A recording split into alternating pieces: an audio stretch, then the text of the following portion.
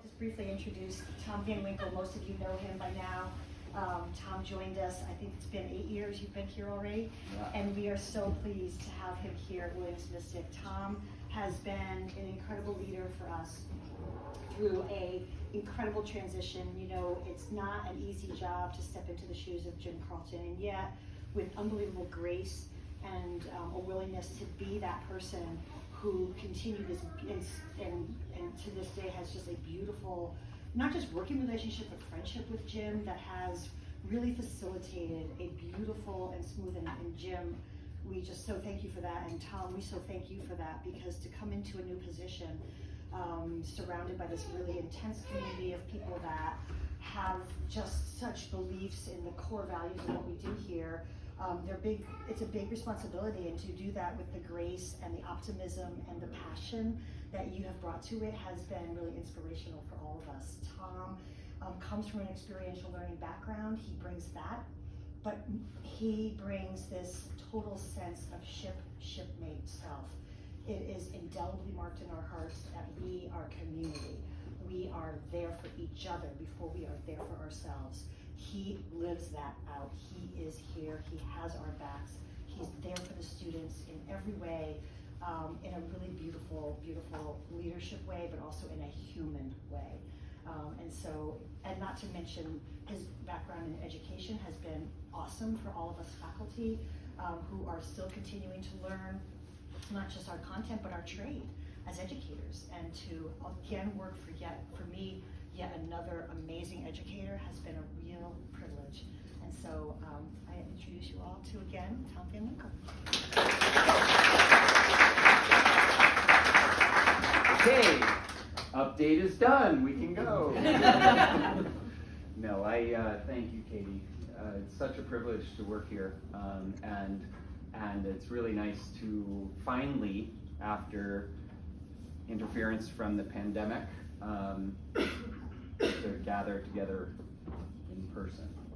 So I have the privilege of welcoming, to begin us off in this section, with an individual who was here during spring 20 as a visiting assistant professor of ocean literature, and Kelly Bushnell came from the West Coast here to work with Spring 20, which was a pretty amazing group of students because they immediately, even on the first day of the semester, late at night, I received a text from them with a photo of the entire group down at Drawbridge Ice Cream.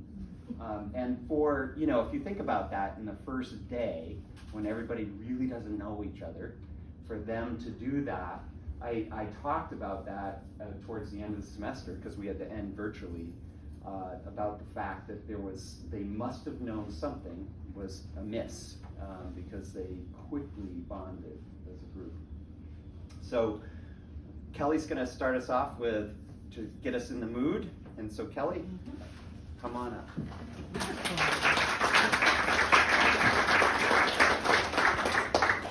All right, thanks, Tom. So we have a selection from this semester's poetry reader by way of a little bit of an invocation. I see our S20 friends are here. Hey, Alex and Kate. It's so nice to see you again. So, like Tom said, I was here in S20. I'm so happy to be back this semester. When you see that name, Tom Van Winkle, pop up on your phone, you answer that call. It's true. I was so happy to be asked back. So this poem is called Invitation. I read this one at Sense of Place this semester because it feels like an invitation, an invocation to all of the things that we do here at Williams Mystic. Both from an ecological and interdisciplinary perspective, and also on the very personal and pastoral level, because as you'll hear Amy say in this poem, you can run, but you can't hide from our community, from our love. So this is Invitation by Amy Nezuk-Matato. She writes, come in, the water's fine. You can't get lost here, even if you wanted to hide behind a clutch of spiny oysters. I'll find you. If If you ever leave me at night by boat, you'll see the arrangement of golden stars in a sea of milk, and though it's tempting to visit them, stay. I've been trained to look up and up all my life. No matter the rumble on earth, I've learned it's okay to glance down once in a while into the sea. So many lessons bubble up if you just know where to look. Clouds of plankton hurricaning in open whale mouths will send you east, and chewy urchins will slide you west. Squid know how to be rich with 10 empty arms. There are humans who don't know the feel of a good bite or embrace at least once a day. Underneath you, narwhals spin upside down with their singular toothed needles like a whale compass pointed home. Deep where imperial volutes and hatchetfish live, colors humans have not yet named glow in caves made from black coral and clamshell. A giant squid finally let itself be captured in a photograph, and the paper nautilus ripple flashes scarlet and 2 kinds of violet when it silvers you near. Who knows what will happen next? If you want to look up, I hope you see the dark sky as oceanic, boundless, limitless, like all the shades of blue revealed in a glacier. Let's listen how this planet hums with so much wing, fur, and fin. Thank you. And I'll leave these up here if anybody wants to see what we're reading this term.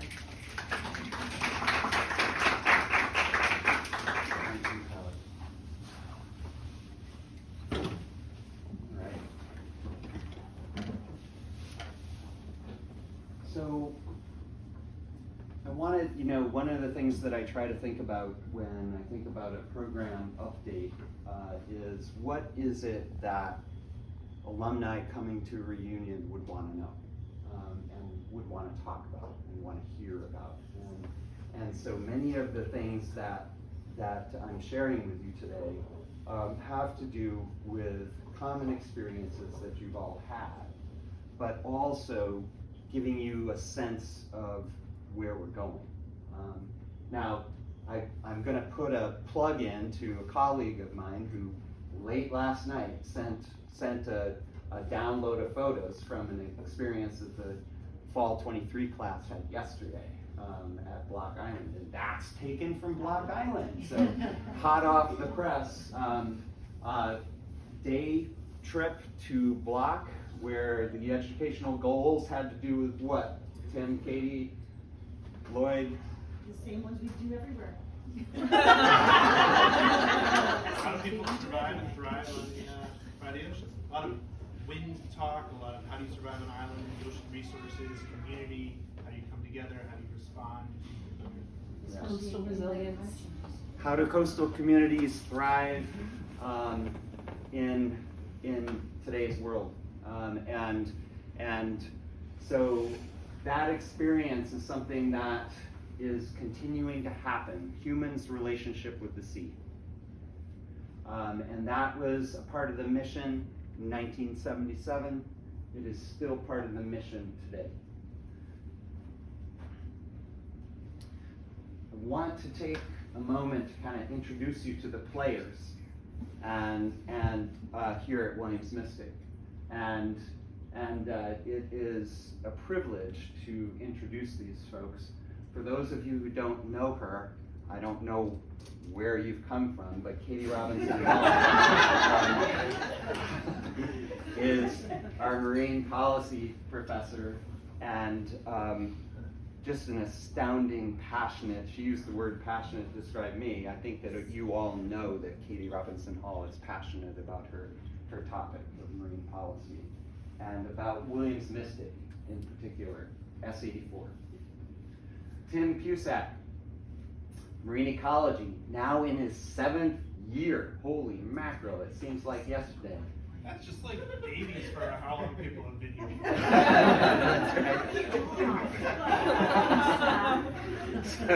So Tim is marine ecology. He has this very cool, calm presence in the face of whatever. Hurricanes, tropical storms, whatever we're facing, he's always kind of a person you can go to when you need to have somebody say, it's okay, we've been in this place before, we will figure our way out. Sophia Zepeda. Sophia, are you in the room? I'm not seeing Sophia. Katie introduced her down at Oceanus. Sophia is in her 4th year, has been here 3 years, and that seems like yesterday for us because of the pandemic. Hired in January 2020, it's crazy. So is Ned. Ned is not here. Ned is our ocean literature of the sea professor. Ned is on family leave, just had a second child, and he is not with us because he's with family. And then we have Lloyd. Lloyd is our most recent new professor here at Williams Mystic Oceanographic Process. Give it up for Lloyd, who's joined Williams Mystic.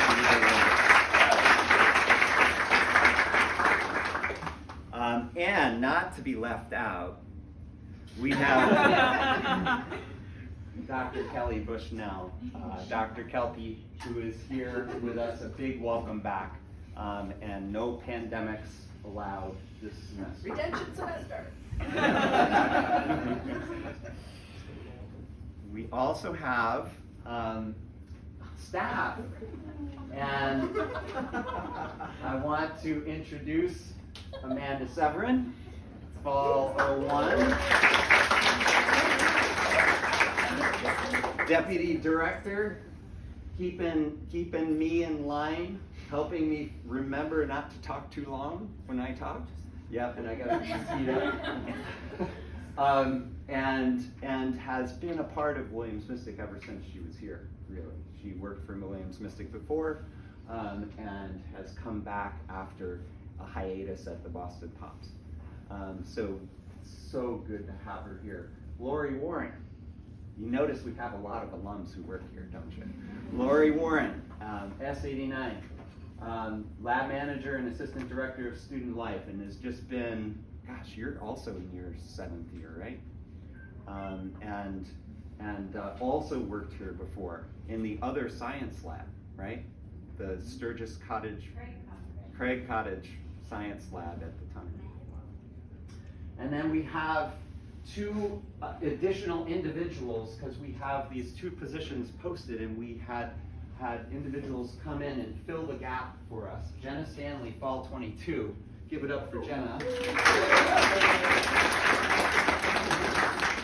Who has been on the road like constantly ever since we got here. And Alyssa Ryan, Fall 17.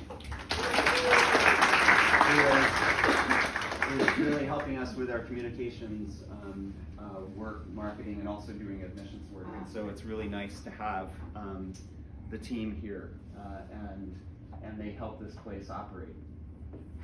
So this is a little audience participation, because I want you to think about your semester here, if you were here, here we go. So if we had to identify a word cloud, we have 3 whiteboards, that one over there, this one here. We're gonna move this out a little bit.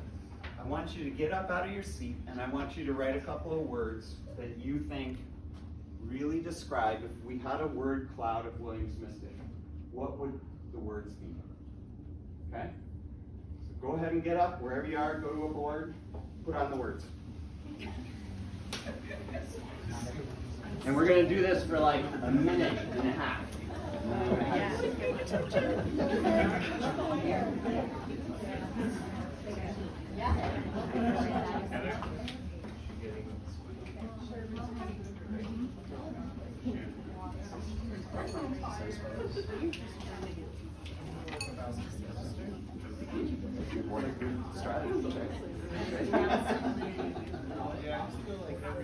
Always working.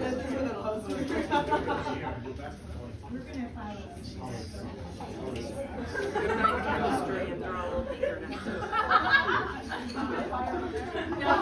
Well, be no be here.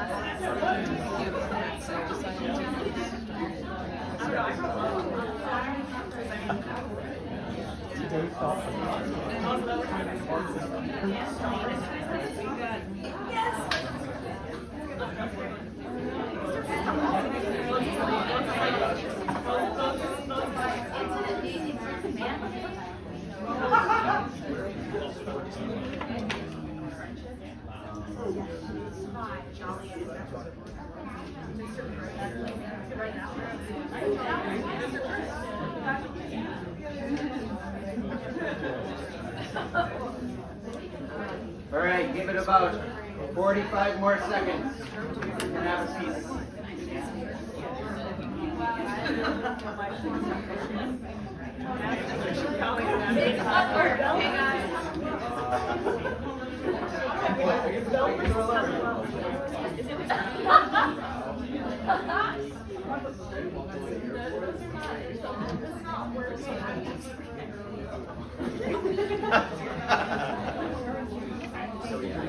Right, they made this is gonna need explanation that it's really, I don't know, it's like 10.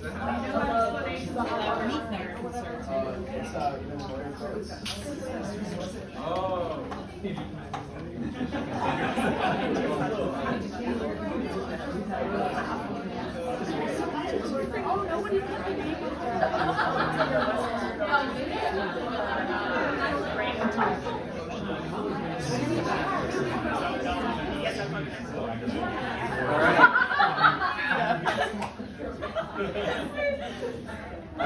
I love the words on this particular word cloud.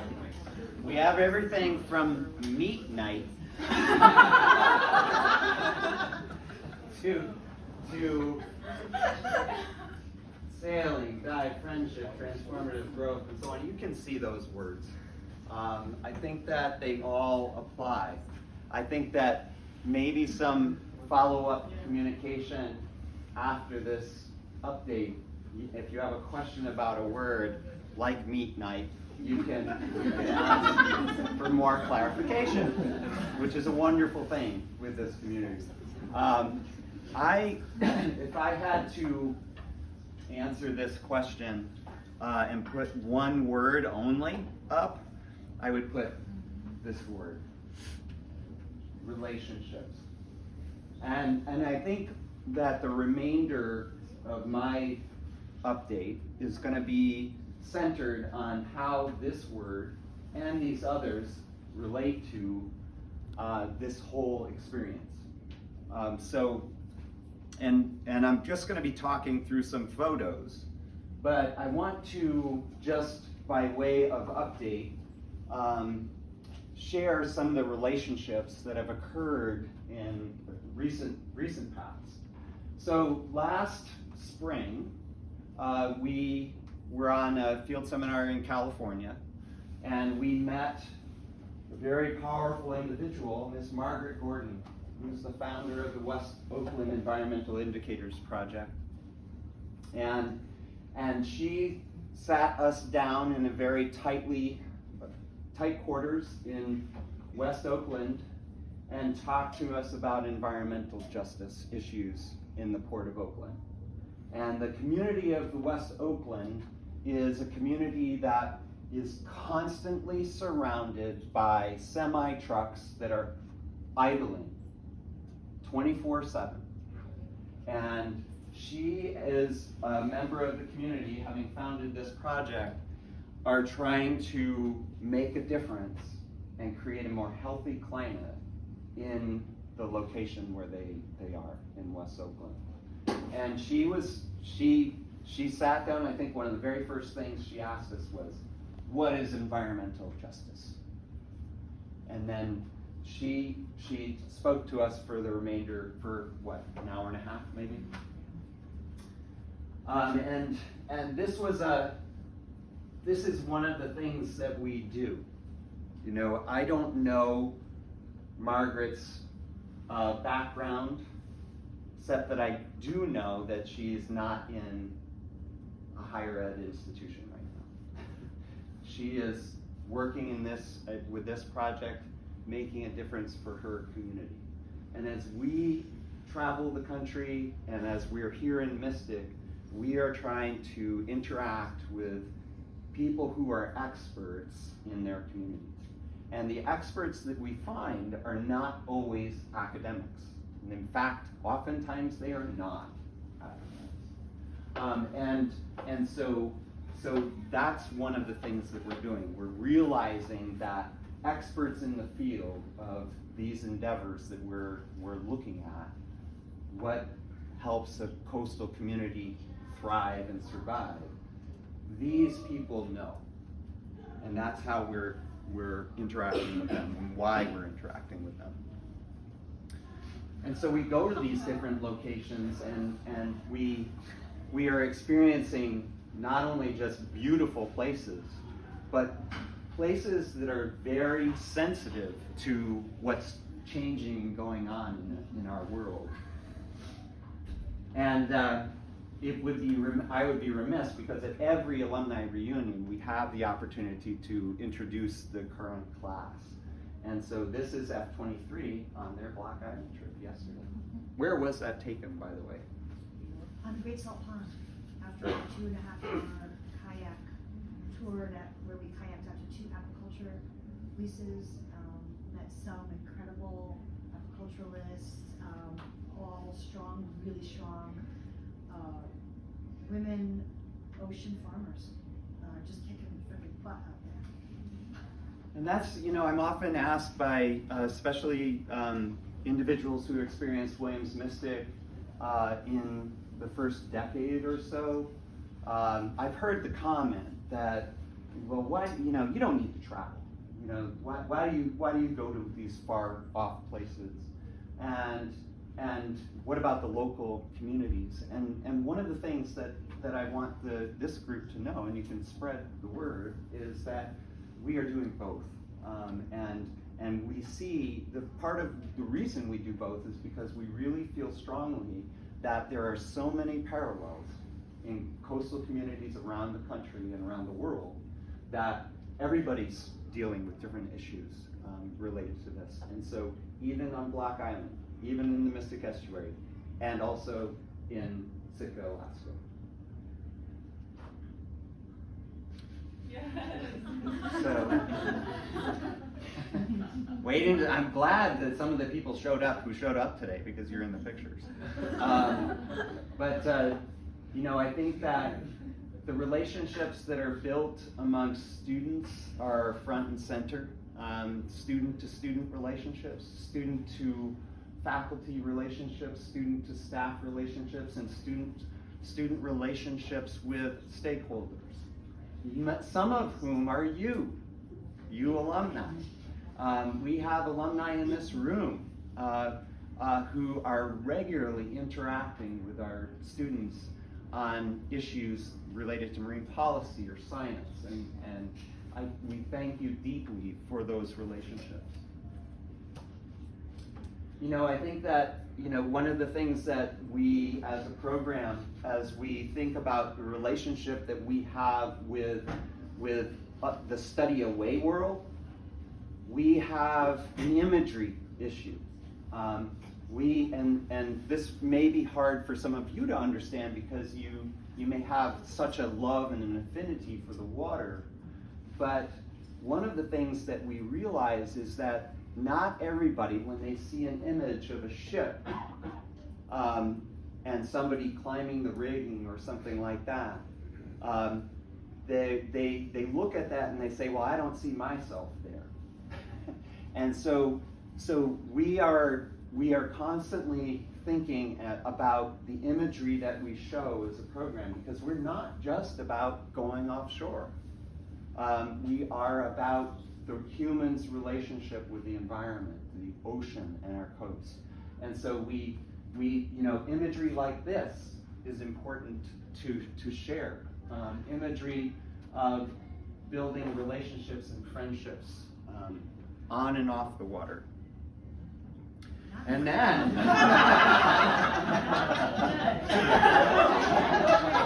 Is this to make up for the black and white picture? Because you're really batting them.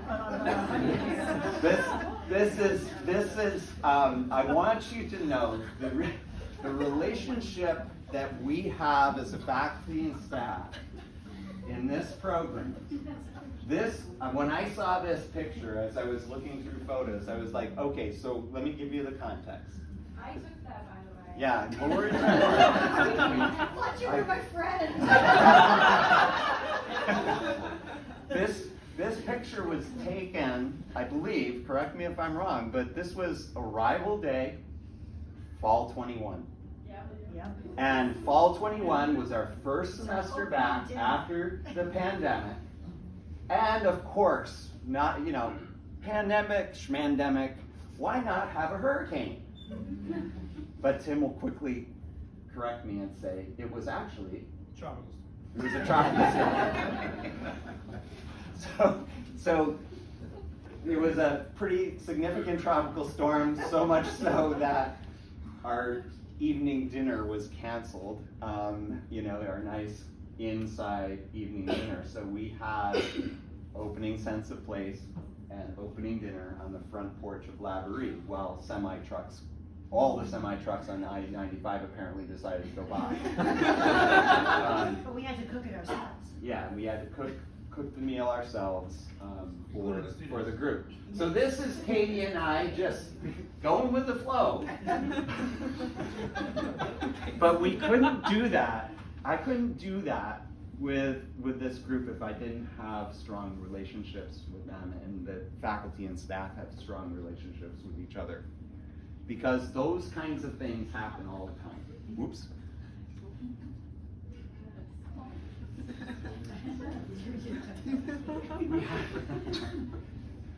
Ninko, this is why you're here. You are here, right? Yeah, see this? This is also about relationships that we build with each other, in and out of the classroom, in various places, whether it's my pickup truck or on a boat. It's about building lifelong relationships with alligator heads. Again, back to the imagery. We've had the opportunity, and this isn't by way of update. This is Rona Cox. Many of you know Rona, but Rona is a force of nature from the geoscience department at Williams College. She has been an advocate for this program for years, and she was here all of last year as our oceanography professor, oceanographic processes professor. And it was really helpful for her to be here, because the life of a professor in Williamstown or at any small liberal arts institution compared to the life of a professor here is different. It's very different. And one of the things that Rona experienced was the joy of the field work, but also the challenge of the work that we do here. It's so different. And we're not meeting about what's going on in a particular day. We are planning the next field seminar. We're planning the trip to Block Island. We're planning the trip to here or there. And so it was really wonderful to have her here so that she can go back to the mothership, as I call Williams, and share with those others at Williams College a little bit more about what happens here.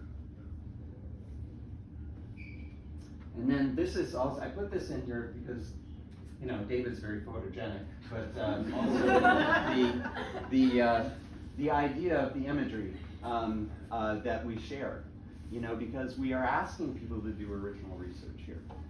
And so it's not only about the imagery of being on board ship, it's also about the true research that we're doing in the classroom. And our relationships with partners. I'm very pleased to share that the Crowley Corporation, that Crowley Maritime has had a 21-year relationship with us. And that's a relationship that was really started by Jim Carlton when Tom Crowley, president and CEO of that amazing organization, was being wooed by the Mystic Seaport Museum to become a trustee, and he heard about Williams Mystic and he said, actually, I'm interested in that. I'm interested in Williams Mystic. I want to learn more about that.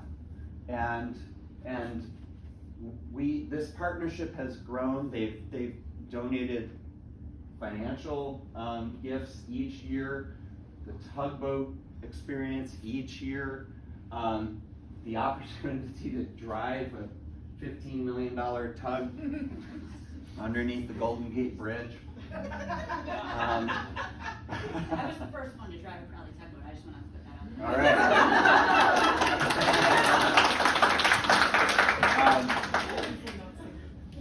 And thank you for doing that well, apparently. I did not destroy the vessel. And I'm really happy to say that we received a $600,000 gift to the endowment for Williams Mystic from Crowley this last year.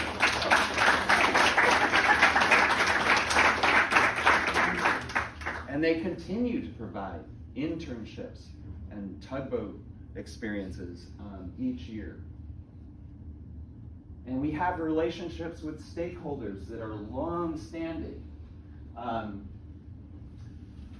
Chief Sherrill, who is now Elder Chief Sherrill, down in southern Louisiana, has developed a lifelong friendship and relationship with Williams Mystic, thanks to the good work that Katie has done over the years.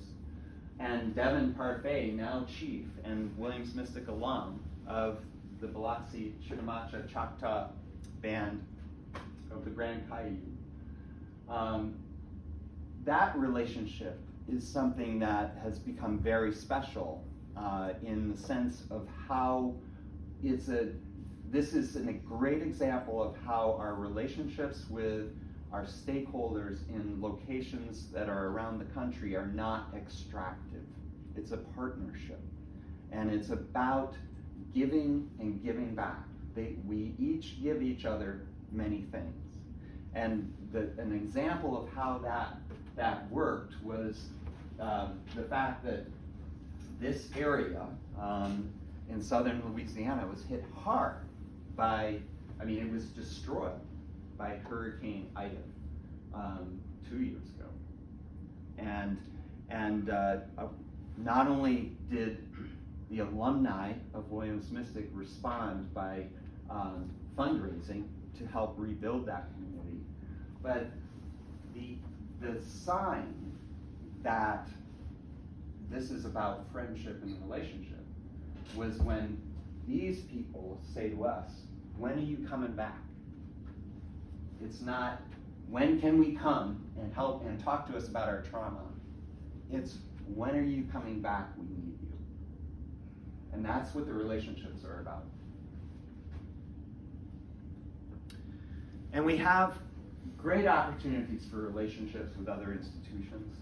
I've talked about this before, but we have recently, in the last couple of years, we've had a Mellon Grant Foundation Just Futures grant that Williams Mystic's been a part of, Williams College, Mystic Seaport Museum, really focused on reimagining New England histories and telling the stories of the enslaved and the dispossessed in New England that have not been told before. The culminating experience here in Mystic is going to be a wonderful exhibition that's going to start in 2024 spring called Entwine. And we have alumni who are working. Bridget Hall is now an assistant curator for Mystic Seaport Museum, working focused on that exhibit. And it's so enriching to see the connections that Williams Mystic students have with each of these things. The interplay, you've seen Oceanus. There's now going to be a blue technology meeting that's coming up, really looking forward, you know, what kind of technologies are out there that are going to be good for our world, and how can we be involved in those. And so it's exciting to see, you know, that from the research that people like James Carlton do on the Japanese tsunami, that it just, you know, just keeps the ball rolling and these relationships developing. So don't forget your relationship either. So I wanted you to just be thinking about all of the word panel here that you've described, which I think is so amazing. I mean, take a look at those words again. And we're going to continue the good work that we strive to do. And you're an important part of that. As we continue to go around the country, we want to partner with you in different locations, and I love it when alumni say to us, well, I'm actually in the Seattle area now, and so when you let me know when you're coming, because maybe we can do something, you know, that kind of thing. And so I thank you for the opportunity to serve this organization and continue the good work. Thank you.